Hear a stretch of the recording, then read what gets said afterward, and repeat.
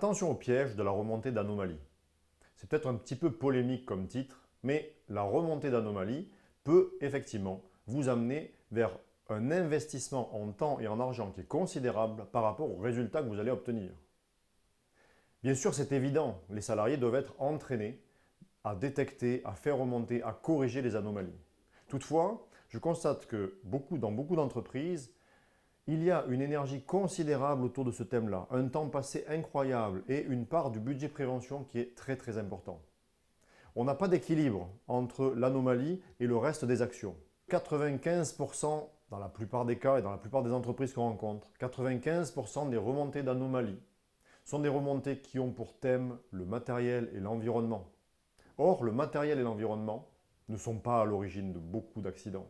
L'origine de la majorité des accidents, il est d'ordre humain.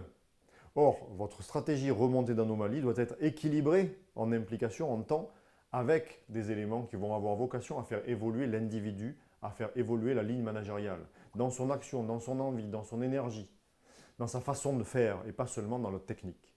Et puis, dernier point, la remontée d'anomalie, pour un salarié, c'est aussi une culture qui fait que l'origine de l'accident serait technique et donc serait de la faute de l'autre, c'est-à-dire vous l'entreprise qui ne mettez pas à sa disposition parfois tout le matériel nécessaire. Alors encore une fois, la mécanique de remontée d'anomalie c'est intéressant, c'est utile, mais ça ne doit surtout pas être le critère majoritaire de votre stratégie.